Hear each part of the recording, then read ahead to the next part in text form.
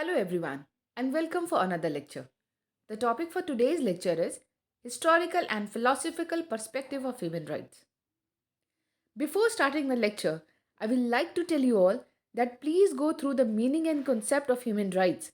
Then only it will be better for you to understand the philosophy of human rights. I have already discussed meaning and concept of human rights in my previous video. Now coming to the topic, philosophy of human rights. The word philosophy is made up of two words. Philo means love and Sophie means wisdom. तो एक वैसी branch of study है जहां पर we are loving to get the wisdom. Wisdom यानी reason capacity. Wisdom is the highest peak of the knowledge. इसका मतलब हमें लव फॉर विजडम है. हम चाहते हैं कि fundamental of any particular subject हम जान सकें. तो फंडामेंटल ऑफ ह्यूमन राइट्स क्या है? It talks about the inherent rights. Inherent यानी पुश्तैनी हक. पुश्तैनी it means it has been given to you by your forefathers. Nature has given those rights. Next क्या आता है? Equal and inalienable. इसका मतलब होता है ये राइट्स सबके लिए समान हैं, बराबरी के साथ सबको दिया गया है. Inalienable इसका मतलब ये आपसे कोई ले नहीं सकता. It cannot be taken or abrogated by any of the authority of this world. Human rights talk about the human dignity. Dignity word का बहुत इंपॉर्टेंस है.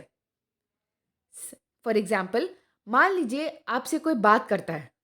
अगर आपके साथ वो रिस्पेक्टफुली बात ना करे, चाहे वो आपका टीचर हो या आपका कोई फैमिली मेम्बर या आपका फ्रेंड हो, then obviously you are going to feel hurted, you are going to feel bad. तो डिग्निटी के साथ, इज्जत के साथ आपको वो राइट्स दिए गए हैं. लाइफ विथ डिग्निटी, आपने सुना होगा, life with dignity. Life not just like a animal existence, but standard of life होना चाहिए. Adequate things should be given to you for the betterment of yourself. तो dignity word is associated with the concept of human rights. Now coming to the next, it is fundamental worth. Fundamental यानी it means very very much essential for your personal growth. And the last is universal in nature. You go anywhere and any corner of this world, you are entitled to get those rights. क्यों entitled to get those rights? Because nature has given you those rights. जब nature ने आपको बनाया, you're not the only living creature in this world. पेड़ पौधे भी हैं, जानवर भी हैं, but they don't have the reason capacity. Wisdom की उनके साथ कैपेबिलिटी नहीं है. एक सेट पैटर्न है, उसी हिसाब से वो काम करते हैं. लेकिन ज़रा सोचो, ह्यूमन बीइंग जो पहले नोमैडिक था, इधर उधर घूम के अपनी खेती करता था, और आज देखो वो कितना टेक्नोलॉजिकल स्मार्ट हो गया है. क्यों? क्योंकि human being have been given the capacity to think, to apply the wisdom. ठीक है. एक बहुत इंपॉर्टेंट बात है कि थिंक. तो ये रेने डिस्कार्टिस ने क्या कहा था? I think therefore I am. ये भी रीज़न, मैं सोच सकता हूँ इसलिए मैं एक ह्यूमन बीइंग हूँ, इसलिए मैं जिंदा हूँ और ह्यूमन एग्जिस्टेंस में हूँ. तो यही बात कही गई है कि ये यूनिवर्सल इन नेचर है. अगर मैं इसको सम अप करूँ तो फिलॉसफी के ऑब्जेक्टिव क्या होंगे? To protect human being, to develop individual self respect, to value human dignity, to promote respect, understanding and appreciation of the diversity. हम सब अलग अलग हैं. एक तो हम अलग हैं हमारे language, religion, caste, creed, ethnicity के बल पे, और दूसरा एक घर में सगे सिबलिंग्स भी अलग हैं. तो हमें एक दूसरे की रिस्पेक्ट करनी है with the diversity which we have, which the god has given, which the god has created in us. तो respect each and every individual while giving the respect to the diversities which we have among us, and to promote democracy, social justice and friendship among the people and the nation. ये सब आपके philosophy में आ जाएगा. Now moving next, you can see on the slide it is highlighted natural right.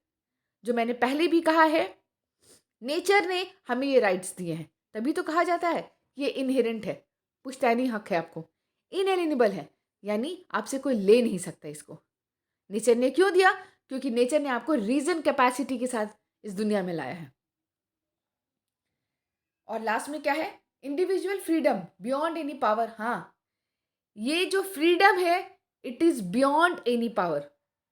कोई राजा किसी तरह का साम्राज्य, किसी तरह का गवर्नमेंट फॉर्म आपसे ले नहीं सकता, और यूनिवर्सल इन नेचर है। लास्ट पैराग्राफ में it has been highlighted that there were several philosophers who talked about the rights. देखो बेटा, द वर्ड कॉइनिंग ये जो ह्यूमन राइट्स का वर्ड है वो यूनाइटेड नेशन जो 1945 में बना उसके बाद हुआ, लेकिन the concept of the right is very very very old concept. चलो, moving next. In this slide, we can see that it is highlighted constantly evolving and developing. इसका मतलब है कि जो ह्यूमन राइट्स का कॉन्सेप्ट है ये धीरे धीरे इवॉल्व हो रहा है और डेवलप हो रहा है। जैसे जैसे ह्यूमन बीइंग इवॉल्व हो रहा है, जैसे पहला जनरेशन ऑफ राइट्स क्या कहता है? Civil and political rights. अगर आप अपने दादा ताऊ इन लोगों की बात सुने तो वो बहुत ज़्यादा सिविल एंड पॉलिटिकल राइट्स की बात करते हैं। अगर आप अपने मम्मी पापा की बात सुनते हो तो वो इकोनॉमी सोशल, ये जो सोसाइटीज़ बनती है, economic social and cultural rights के ऊपर बहुत ज़्यादा हाईलाइटेड होता है। थर्ड जनरेशन की राइट, जैसे आजकल हम अभी फेस करें इन्वायरमेंट के कैटास्ट्रॉफ, तो अब थर्ड जनरेशन राइट क्या बात करता है? Right to development, right to environment, right to self determination. और फोर्थ जनरेशन राइट क्या है कि right against misuse of internet. Internet का मिसयूज हो रहा है, जो पोर्नोग्राफी हो रही है और बहुत सारी चीज़ें हो रही हैं, तो हमारी प्रोटेक्शन होना चाहिए अगेंस्ट द मिसयूज। यानी आप देख रहे हो कैसे वक्त के साथ ये डेवलप हो रहा है, इवॉल्व हो रहा है। तो that the same thing is written here. Now in the last para you can see develop and use a human qualities of intelligence. अगर राइट्स नहीं दिए जाएंगे, अगर आपको वो मौका नहीं दिया जाएगा अपनी पर्सनैलिटी के डेवलपमेंट का, then how come you are going to understand what is that God gifted in you? For example, अगर मान लो किसी बच्चे को ड्राइंग में बहुत शौक है, अगर उसकी मम्मा कॉन्स्टेंटली कहें नहीं तू पढ़ पढ़, तुझे बड़ा सा डॉक्टर बनना है या IITN बनना है, और ड्राइंग में क्या रखा है, इसका क्या फ्यूचर है, तो इसका मतलब उस बच्चे का राइट इज बीइंग इन्फ्रिंज्ड। राइट्स दो उसको। If he is having the special quality, the parents, the guardian should give the rights so that the child can develop that special quality which he or she has been gifted by the God. आप उसको online training दिलवा दो drawing की, या आसपास में है कोई ड्राइंग टीचर दिलवा दो, या जो भी वो पेंटिंग और ड्राइंग के लिए सामान मांगता है वो दिलवाओ। उसे कॉम्पिटिशन्स में ले जाओ। Give the platform to develop that special quality which he और she has been given by the god. Then only the child or anyone else, then only the person is going to realize this special quality in him or her. तो वही बात है कि human qualities of intelligence and consciousness to satisfy spiritual need. जब आप अपने passion को पूरा करते हैं तो you satisfy your spiritual need. We can not develop a personality in the absence the same thing. And now I am going to start the historical development, यानी history में we will now study about the different cultures, कैसे हर एक culture में the concept of right was there। मैंने जैसे पहले भी कहा है, ह्यूमन राइट करके नहीं था। इस वर्ड का कोडिफिकेशन, इस वर्ड का कॉइनिंग कब हुआ? यूनाइटेड नेशन के बनने के बाद, 1945 के बाद इसका कॉइनिंग हुआ है। लेकिन कॉन्सेप्ट ऑफ राइट तो था ही। तो सबसे पहले डिफरेंट सभ्यताओं में, डिफरेंट कल्चर्स में we will be studying about the Indian culture. You know, history के अकॉर्डिंगली इंडिया को 3 पार्ट में बांटते हैं, ancient, medieval and modern India. Ancient India में we will study about the Indian Vedic text, Puranas and epics. इसमें क्या लिखा हुआ है? You can see the highlighted lines. इसमें बात होती है धर्मा की। धर्म क्या है? धर्म वो है जो एक दूसरे को बढ़ने का मौका देता है। धर्म वो है जो एक दूसरे की रिस्पेक्ट करता है। You can see it is the duty of the king to work for the well-being of his people. और अगर कोई शासक है, कोई राजा है, कोई सरकार है, तो उसका परमो धर्म क्या है? अपनी जनता के सुख के लिए रात दिन काम करना, उसकी लाइफ को डिग्निफाइड लाइफ बनाना, उसकी लाइफ में क्वालिटी ऐड करना इज द धर्म of that leader. The concept of dharma was ordained for the advancement of all creatures as well as restraining creatures from injuring one another. एक दूसरे को चोट नहीं पहुंचाना है, एक दूसरे की भलाई सोचना है, यही सबसे परमो धर्म है. The righteousness has been described as the essence of dharma in the Bhagavad Gita. Upanishad talks about the same thing. Arthashastra, जो great political treaty है, it also talk about the civil and legal rights. और राजा का क्या धर्म है कि वो orphan को, एजेड पीपल को, इन्फीम को, और वो भी जो लोग कमजोर हैं सोसाइटी में, उनको प्रोटेक्शन एंड डेवलपमेंट का मौका प्रोवाइड करवाना. Moving to the next, Manusmriti, Mahabharata, Arthashastra talks about the similar things. Now in the last paragraph, we see the teaching of Buddha, Gautam Buddha and Jain. They also talk about the universal brotherhood. And Gautam Buddha was the first person who gave the equal rights to men and women. हमें पता है बहुत सारे political philosophers जैसे प्लेटो, Aristotle, Rousseau, इन लोगों ने भी equal right, gender equality की बात नहीं की थी. लेकिन गौतम बुद्धा ने इतने साल पहले जेंडर इक्वालिटी की बात की. अगर हम मिडाइवल पीरियड में देखते हैं तो we can see that there were several Mughal rulers, specially Akbar. Akbar worked day and night for the betterment, for the upliftment of his people. He worked on the concept of secularism, यानी धर्मनिरपेक्ष. He started a dharma called Deen-e-Ilahi, जिसमें equal right will be given to all irrespective of the differences which we have, which the people of that period have based upon the religion. और उसने एक जो जजिया कर था, जो कि religious tax देना पड़ता था नॉन मुस्लिम्स को मंदिरों में जाने के लिए, वो भी हटाया. जहांगीर अगेन, उसने भी जस्टिस के लिए बहुत काम किया. लेकिन हाँ, जहांगीर के कुछ कॉन्सेप्ट, मतलब उसका पनिशमेंट बहुत हार्श था, लेकिन उसने भी जस्टिस को बहुत मेंटेन करने की कोशिश की.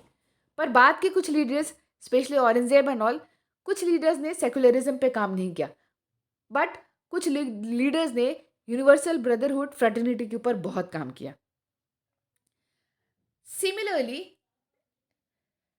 द भक्ति movement and the Sufi movement, हमने अपने हाई स्कूल्स में बहुत सारे कबीर के, तुलसीदास के, रहीम के दोहे पढ़े हैं. ये सब भी क्या बात करते हैं?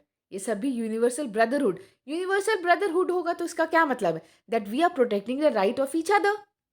तो simultaneously our human rights will be protected.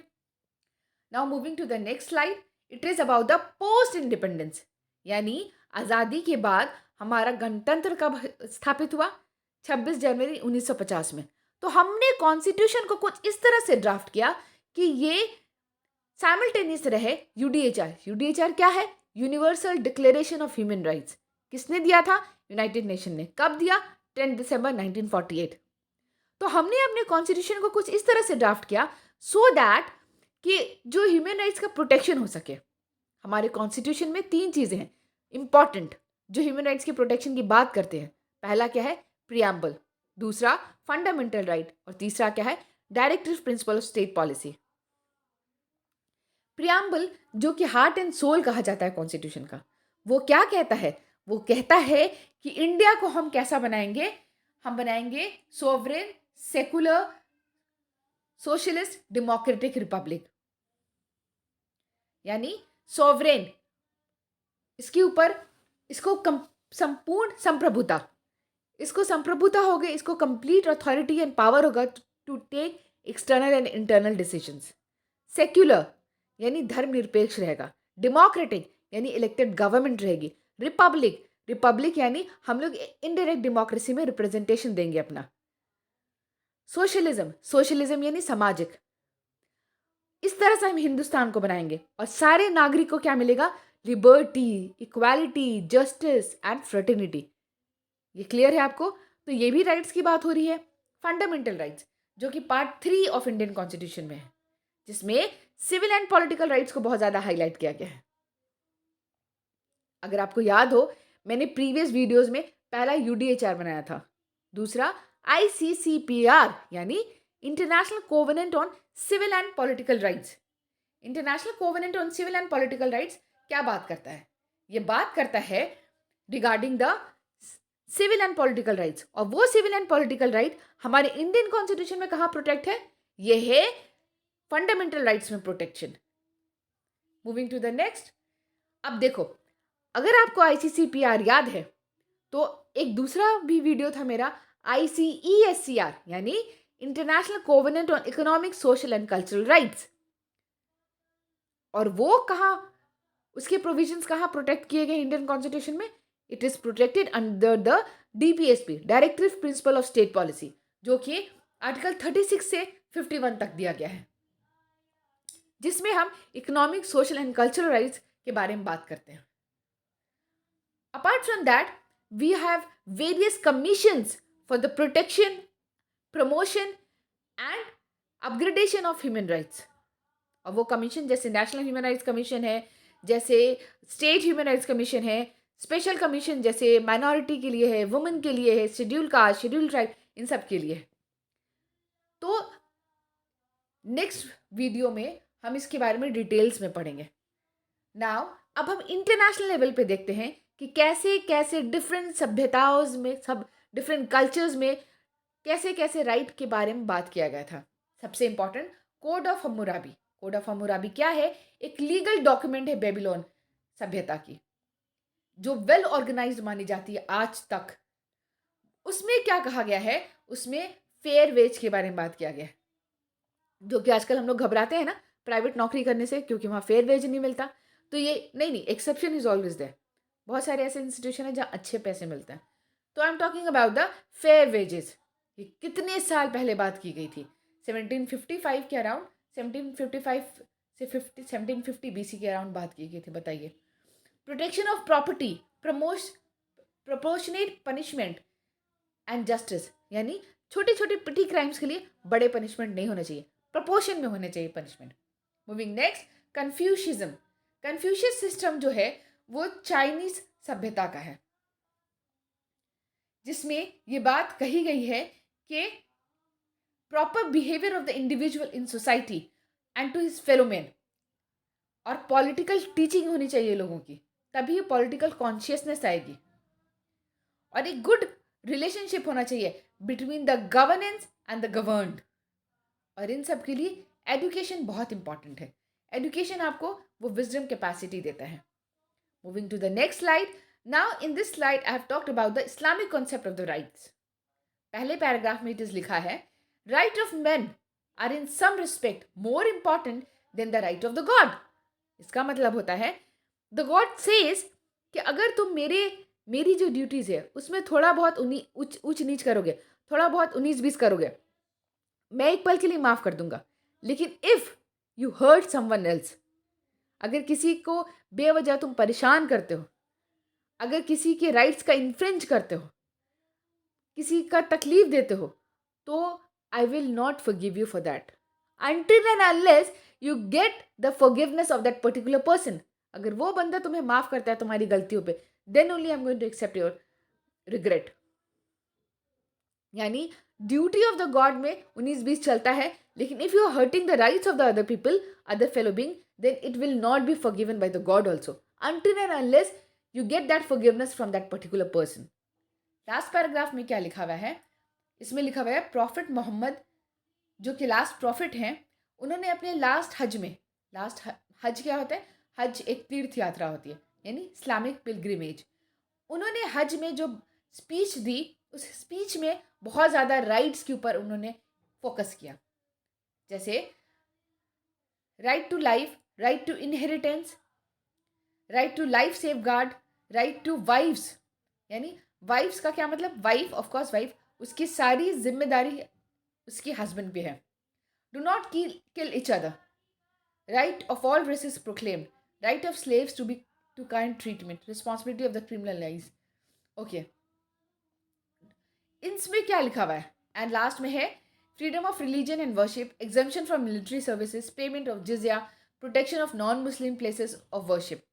इसमें क्या है? इसमें यह बात की गई है कि right to equality and justice के ऊपर फोकस करना चाहिए। दूसरी बात क्या कही गई है? क्वालिटी ऑफ लाइफ के ऊपर राजा को मेहनत करनी चाहिए, डिग्निफाइड लाइफ के ऊपर मेहनत करना चाहिए। और क्या कहा गया है इसमें? बेवजह किसी के साथ किलिंग्स मत करो, किसी को मारो मत। जैसे श्री कृष्ण ने अर्जुन को क्या समझाया था भगवत गीता में? यही समझाया था कि धर्म के लिए युद्ध करना आपका पर्सनल रीज़न नहीं है, वो धर्म की प्रोटेक्शन। धर्म से क्या मतलब है? राइटियसनेस की प्रोटेक्शन है। धर्म को तो भगवत गीता में राइटनेसनेस कहा गया है, राइटनेसनेस। तो राइट चीज़ों के लिए, जो सही चीज़ें हैं उसके लिए प्रोटेक्शन करना चाहिए। और क्या लिखा हुआ है? जैसे मान लो पहले जो हमने जानते हैं कि पहले फोर्स थ्योरी था। तो जैसे यूरोप में 30 इयर्स वॉर चला, अफ्रीका में कॉन्गो वॉर चला, उसी तरह देश के डिफरेंट डिफरेंट कोनाज, डिफरेंट डिफरेंट, जैसे चाइना में मिंग किंग वॉर चला, इंडिया में भी बहुत सारे मराठास एंड मुगल का। तो एक फोर्स थ्योरी एक वक्त था जब बहुत सारे युद्ध किए जाते थे। सिमिलरली इस्लामिक स्टेट में जब साम्राज्य के विस्तार के लिए वो लोग किसी एरिया, किसी नॉन मुस्लिम एरियाज में जाते हैं, तो क्या कहा गया है कि जिस नॉन मुस्लिम एरिया में आप जाओगे वहाँ के लोगों के सेकुलरिज्म के साथ बिहेव करना, यानी they will be given the right to practise their own religion. पहली बात। दूसरी बात, वो लोग आपको मिलिट्री सर्विस प्रोवाइड करें ना करें, it will be totally taken by their own conscience, यानी उनकी कॉन्शियसनेस होगी तब आपको अपना मिलिट्री सर्विस देंगे, नहीं देना चाहें तो आपको नहीं देंगे, और इनका वो राइट्स है ना करने का। और क्या बात की गई है कि उनकी लाइफ को स्टैंडर्डाइज करने के लिए राजा इम्पार्शियल होकर काम करेगा, और इन सब के बदले वो जो नॉन मुस्लिम्स हो गए वो उनको टैक्स देंगे, जिसे जिज़िया कहा गया है। तो सिमिलरली आज के टाइम में भी we see that we pay the tax, in return we want from a leader for the better life, for the better facilities. तो वही बात कही गई है। अब नाउ हम यूरोपियन स्टेट्स के बारे में बात करते हैं, वहाँ कैसे राइट का प्रोटेक्शन था। सबसे पहले आता है मैग्ना कार्टा। कब दिया गया था? 1215 में। देखो, इस मैग्ना कार्टा में क्या था, ये पहला डॉक्यूमेंट था जो कि राइट्स के बारे में बात किया। और बेसिकली ये क्या बात करता है, इसको ग्रेट चार्टर भी कहते हैं, क्योंकि इसमें एक पर्टिकुलर तबका, एक पर्टिकुलर क्लास जो था बैरॉन, वो कौन थे? वो राजा के बहुत करीबी थे। वो क्या कहते थे कि ये जो एब्सोल्यूट मोनार्क बना रखा है, यानी राजा सर्वो सर्वा, वो जो डिवाइन थ्योरी थी जिसमें राजा की अकाउंटेबिलिटी कोई नहीं होती थी, वो भगवान का प्रतिनिधि माना जाता था। तो अब मैग्ना कार्टा के थ्रू ये कोशिश की गई कि जो अनअकाउंटेबिलिटी है राजा के साथ वो हटाई जा सके, उसको भी अंडर द लॉ काम करना पड़े। और ये किसने मांग की थी? एक छोटे से ग्रुप ने जो राजा के बहुत करीब थे, मतलब नेक्स्ट टू राजा ही थे, बैरॉन्स। उन्होंने क्या कहा था कि even the king guarantees the right of individual. King को काम करना होगा कि वो इंडिविजुअल का राइट प्रोवाइड कर सके, और राजा को liberty and right of people के ऊपर काम करना होगा। राजा को किसी भी मनमाने ढंग से कभी भी कोई टैक्सेशन नहीं लगाना होगा। देखो यहाँ पे, और अर्बाइटरी तरीके से वो काम नहीं कर सकता, उसको कंसल्ट करना पड़ेगा अपने राज दरबारियों से, और राज दरबारी में भी कौन? जो हायरार्की में बहुत ऊपर है। देखो यहाँ पे, consequently the charter became a symbol of the rule of law as the ultimate sovereign. Sovereign क्या होता है? संप्रभुता क्या होती है? Power, authority to take internal, यानी देश के अंदर का कोई भी मामला, एक्सटर्नल यानी फॉरेन अफेयर्स में डिसाइड करने का। तो ये जो अल्टीमेट सॉवरेन था, यानी अल्टीमेट पावर किसके पास रेस्ट कर रही थी? मोनार्क के पास, यानी राजा के पास। तो ये मैग्ना कार्टा क्या था? वो कहा गया कि ये अब तुम्हारा ही सब कुछ नहीं चलेगा, अब रूल ऑफ लॉ होगा, यानी सब कुछ लॉ के अकॉर्डिंगली होगा। Although not entirely successful in its aim, the charter did permit थोड़ा सा। देखो, अचानक कोई चीज़ नहीं होती है, छोटे छोटे स्टेप्स लेना पड़ता है। तो अचानक ऐसा नहीं हुआ कि सब चीज़ें बदल गई, लेकिन एक स्टेपिंग स्टेप तो ज़रूर था जहाँ पे divine authority of the king को चैलेंज किया गया था। Moving next, English bill of right कब आया था? 1689 में आया था। अब इंग्लिश बिल ऑफ राइट्स क्या कहता है? इंग्लिश बिल ऑफ राइट्स ये कहता है कि उस वक्त, यानी इंग्लैंड में, अच्छा एक बात और, इंग्लिश बिल ऑफ राइट्स को हम ब्लडलेस रेवोल्यूशन भी कहते हैं। क्यों? क्योंकि ये आराम से तख्ता पलट हो गया था without any loss of blood. इसे हम ग्लोरियस रेवोल्यूशन भी कहते हैं। इसमें क्या हुआ था? पार्लियामेंट्री सोवरेनिटी हुई थी। देखो बेटा, प्रीवियस वीडियो में मैंने क्या कहा था कि यहाँ पे देखो, जो है अल्टीमेट सोवरेन अब राजा नहीं रहेगा और रूल ऑफ लॉ अप्लाई होगा। इसमें क्या कहा गया है? कि अल्टीमेट सॉवरेन कौन हो जाएगा? पार्लियामेंट। पार्लियामेंट क्या होता है? ग्रुप ऑफ पीपल होते हैं। तो ये ग्रुप ऑफ पीपल होंगे अब, उनका कंप्लीट मंत्रिमंडल होगा। पहले कौन था? एक छोटा सा मंत्रिमंडल का एक छोटा सा ग्रुप बैरॉन्स का, अब कंप्लीट मंत्रिमंडल होगा, वो पार्लियामेंट्री सोवरेन हो जाएगा। ठीक है, इसमें ये बात कही गई थी। और इसकी थोड़ी कहानी ये है कि किंग जेम्स टू जो थे वो कैथोलिक थे, और उनकी बिटिया जो कि प्रोटेस्टेंट थी, डॉटर का नाम था मैरी, उन्होंने शादी की थी Dutch husband William of orange से। उस वक्त धर्म का भी थोड़ा सा था कि नहीं, कैथोलिक को हटाना चाहते थे ये लोग, प्रोटेस्टेंट को लाना चाहते थे। तो जो प्रोटेस्टेंट हस्बैंड आए इनके, विलियम ऑफ ऑरेंज जो कि डच थे, उनको एक बिल ऑफ राइट दिया गया। इस बिल ऑफ राइट में क्या था कि लॉ बनाने का यानी लेजिस्लेशन का अधिकार, लेजिस्लेटिव का अधिकार सिर्फ राजा को नहीं रहेगा बल्कि पार्लियामेंट को होगा।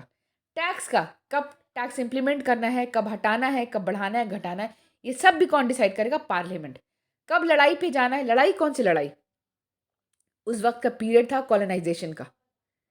तो जहाँ जहाँ ये अपनी कॉलोनी बनाते थे, चाहे वो अमेरिका हो, चाहे एशिया हो, चाहे अफ्रीका, जहाँ भी जाते थे, तो वहाँ के लोगों से तो इनको युद्ध करना ही पड़ता था। साथ ही साथ अदर यूरोपियन कंट्रीज़ के साथ भी इनका स्ट्रगल चल रहा था, वॉर चल रही थी। तो कब लड़ाई पे जाना है, कब क्या करना है, ये भी डिसाइड करेगा parliament, not the king only.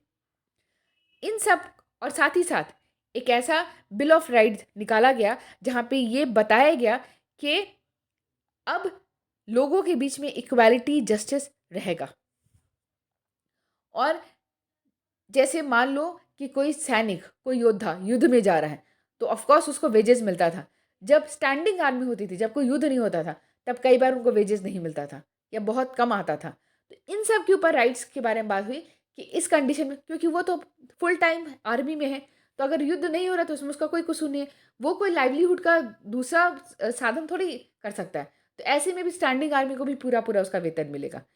और बहुत सारी ऐसी राइट्स थी जो कि डिसाइड की, जो कि लिखी गई, उसका क्या नाम था? English bill of rights. ठीक है।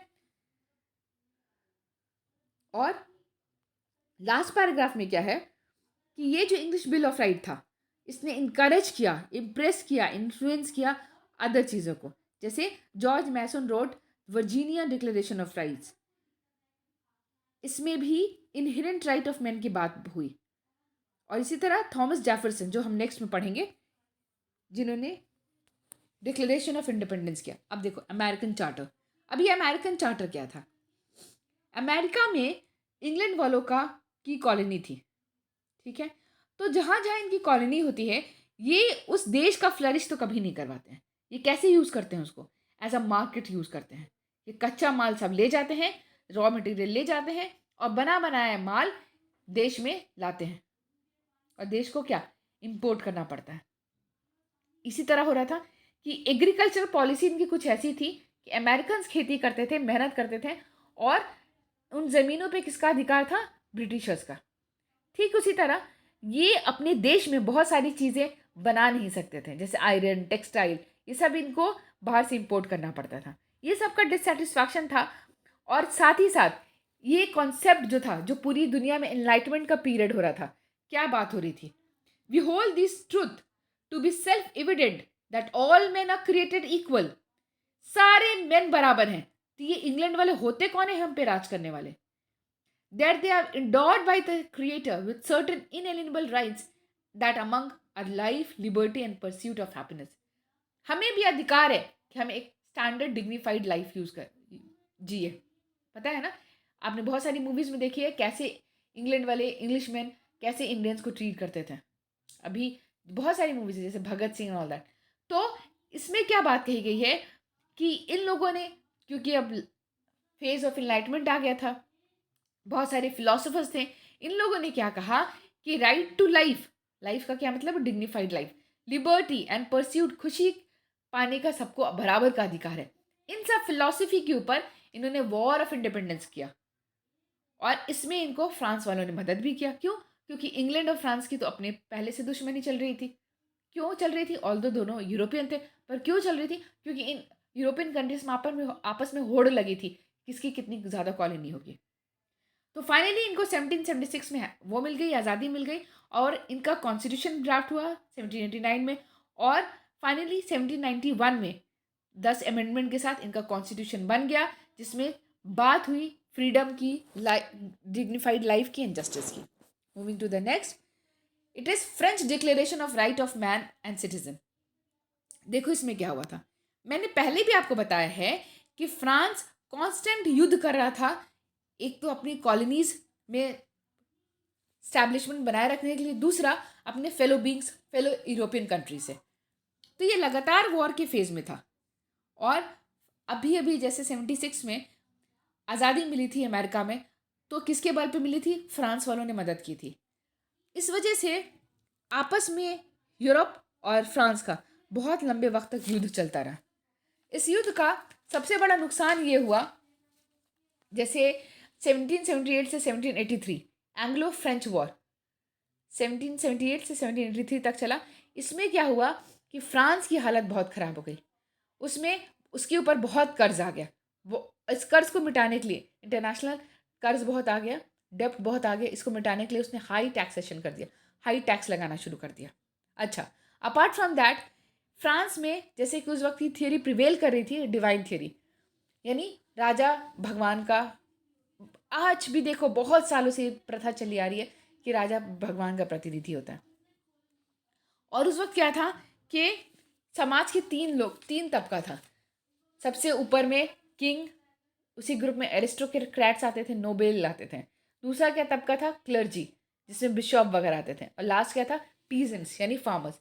तो ये जो फार्मर होते थे वो या फिर वर्कर्स जो इंडस्ट्रीज में काम करते थे, ये लोग जो होते थे वो टैक्स पे करते थे। किसे? क्लर्जी को भी और एरिस्टोक्रेट्स को भी। ध्यान देना मेरी बात, ये जो 98% ऑफ पॉपुलेशन था ये टैक्स दे रहा है क्लर्जी को भी। क्लर्जी कौन? धार्मिक गुरु।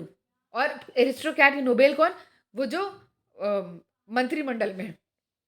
इन दोनों को टैक्स दे रहा है जो लोअर क्लास है। लेकिन ये जो है क्लर्जी और एरिस्टोक्रेट, ये किंग को कोई टैक्स नहीं देते थे। तो समाज में असामाजिकता तो थी, समाज में इक्वालिटी तो नहीं थी। ठीक है, एक तो फ्रांस लगातार वॉर कर रहा था। आपको पता है वॉर करने की वजह से चीज़ों के दाम बहुत बढ़ जाते हैं। जब चीज़ों के दाम बढ़ गए तो राजा ने क्या कर दिया? टैक्स बढ़ा दिया। अब टैक्स भी कौन पे कर रहा है? जो सबसे गरीब तबके का लोग है। और जो अमीर तबके के लोग हैं उन्हें कोई टैक्स नहीं देना पड़ा। तो इनइक्वालिटी आ गई समझ में। अच्छा, इन सारे हालात में जो राजा है उसकी अय्याशियाँ बढ़ती जा रही थी। एक नया उसने महल बनवाया। तो भाई जब इतना क्राइसिस है तो नया नया बिल्डिंग तुम कैसे बनवा सकते हो? साथ ही साथ उसकी जो वाइफ है, उस मतलब वो भी पूरी हिस्ट्री में कंसीडर की जाती है कि सबसे ज़्यादा अय्याश टाइप की थी, सबसे ज़्यादा खर्चीली टाइप की थी। तो धीरे धीरे धीरे धीरे रेवोल्यूशन हुआ। और ये वही फेज़ है जब थॉमस होब्स थे, जॉन लॉक जिनकी थ्योरी थी life, liberty, property, Rousseau, Jean Jacques Rousseau, जिन्होंने कहा था man is born free everywhere in chain. ये वही फेज है जब लोगों ने कटाश करना, जब बुद्धिजीवियों ने, मॉन्टेस्क्यू वगैरह इन सब ने कटाश करना शुरू किया कि राइट्स की कि किंग के पास डिवाइन राइट्स नहीं है। क्यों? क्योंकि किंग भी तो गलती करता है। किंग कहाँ रात दिन काम कर रहा है अपने लोगों के, अपने पीपल के बेटरमेंट के लिए, तो वो गलत हो सकता है, वो काउंटेबल होगा। सोशल कॉन्ट्रैक्ट थ्योरी आई थी। सोशल कॉन्ट्रैक्ट थ्योरी का पूरा कंक्लूजन क्या था? कंक्लूजन तो यही था कि हमने अपनी कन्वीनियंस के लिए कॉन्ट्रैक्ट के थ्रू सरकार बनाई, और अगर ये सरकार हमारे बेटरमेंट, अपने पीपल के बेटरमेंट के लिए काम नहीं करती है, उसको प्रोटेक्शन नहीं देती है, उसकी लाइफ को ईजी नहीं बनाती है, तो every people having the right to revolve, कि वो रिवोल्यूशन ला सकते हैं अगेंस्ट दैट गवर्नमेंट। इन सब टीचिंग्स के थ्रू रेवोल्यूशन आया फ्रांस में, और वहाँ पे एक नया कानून पास हुआ जिसमें right of man and citizen के बारे में बात हुई। अच्छा, ये हमारा लास्ट ही होगा, African charter of human and people rights. अच्छा देखो, अभी तक जितना भी हमने राइट्स बात किया, ये ज़्यादातर क्या था? सिविल पॉलिटिकल राइट्स के बारे में बात हो रही थी, इकोनॉमिक सोशल कल्चरल राइट्स के बारे में बात हो रही थी। अफ्रीकन चार्टर, जिसको हम बंजुल चार्टर भी कहते हैं, जो 1986 में फोर्स में आया, इसके बारे में क्या बात हुई? थर्ड जनरेशन ऑफ राइट्स की बात हुई। और थर्ड जनरेशन ऑफ राइट्स क्या है? Right to development, right to safe environment, wholesome environment, right to self determination, ये सब बात हुई. तो through the various cultures I have tried to teach you all that the concept of right was very much prevalent in different cultures and societies. ठीक है. और ये जो लास्ट स्लाइड है ये बताता है, क्योंकि हम हिस्ट्री पढ़े ना, अभी तो बहुत डेवलपमेंट हो चुका. तो लास्ट स्लाइड क्या बताता है कि आफ्टर सेकेंड वर्ल्ड वॉर जब United nation came into the existence, जो 45 में आया, 1945 में, उसने एक डिक्लेरेशन 10 दिसंबर 1948 को क्या पास किया, universal declaration of human rights. इसमें क्या बात हुई थी, इसमें both the rights, civil political के राइट के बारे में बात हुई और इकोनॉमिक सोशल कल्चरल राइट्स के बारे में बात हुई. तो इस तरह से एक थोड़ा सा ब्रीफ आइडिया मिल गया the how the rights, what are the historical documentation of the rights. All the human right concept नहीं था, but there was the concept of right in different societies, different cultures, and from the time immemorial we can see that we were having the concept of rights, but the coining of the word has been done after second world war. और second world war के बाद क्या आया था, UDHR आया था, ICCPR यानी international covenant on civil and political right, ICESCR यानी international covenant on economic social cultural rights, और इसके 2 ऑप्शनल प्रोटोकॉल्स हैं, that is together we can say international bill of rights है. उसके बाद बहुत डेवलपमेंट हुआ है. तो ये सब क्या है, ये सब मॉडर्न डेवलपमेंट है. और अभी हमने क्या पढ़ा, historical development. So this is all for today's video. I hope you like it. Thank you for watching.